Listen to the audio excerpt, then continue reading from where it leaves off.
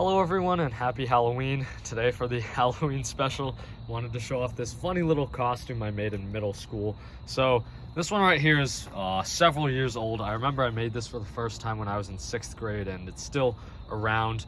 But it's a fire alarm Halloween costume, as you can see.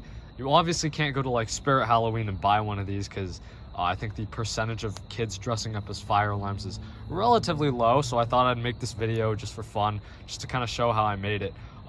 This is a cardboard box here. It's one of those USPS boxes that you get for free. And what I did is I covered it in red tape. So you can see this whole thing is just kind of covered in this glossy red tape.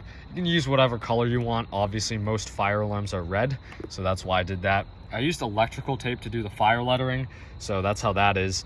I poked these holes in the top and I just kind of used this lanyard I had lying around the house. You can use a rope or something, that's probably more conventional, but just something to hang it off of you. There's also a fire alarm device inside. I'll go ahead and show you how that works. So this is a Wheelock NS. The reason I used it is because it has one of these strobes that kind of sticks out a lot. So I just cut a hole in the cardboard. I used 2 screws. Originally, when I made this in 6th grade, I used just some tape to hold the device on, but this is a little more structurally stable, so I prefer that. On the back here, what I did is I kind of made it openable, or I think that's the word. You pull this part and there's Velcro. This part also opens if you want to really get into it, but again, it's a cardboard box, so you can kind of just shape it how you want. So there's the inside of it. You can see there's just an alarm device in there. It's really quite simple in terms of how it's wired up. I just have a battery here, so this is a 9-volt battery. Most alarms require 24 volts DC to like sound at the required level, but 9 volts is actually enough to get an alarm to flash and sound. It might not be very loud and it might not work perfectly, but a lower voltage is probably fine if you don't want to like scare people, because you don't really want to be cranking through like, I don't know, Windermere Drive blasting like an 85 decibel horn.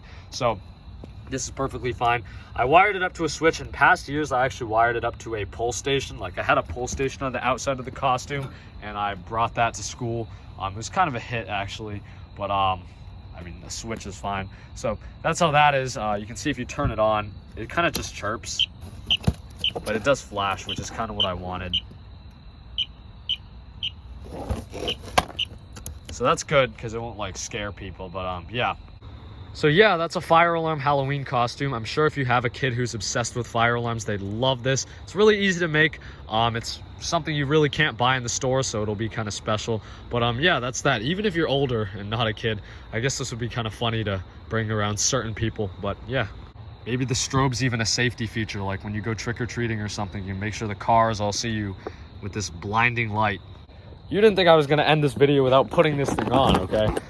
First of all, I'm gonna insert a picture, if I have any, of myself wearing this back in middle school, which was a long time ago. And now we're gonna go ahead and do this. This was a crazy Halloween costume back in the day. That's what I look like. I kind of look like a goofball with this big red box on me, but it's definitely an interesting one. If you turn on the light, you flash too. Wow. Yeah. I don't know if I'll be walking around the halls of school wearing this, but it's definitely one for the memory books. So yeah, thanks for watching. Take care, guys. Happy Halloween. All right, now that I'm done filming, I gotta put this pumpkin back on the table. Pumpkin!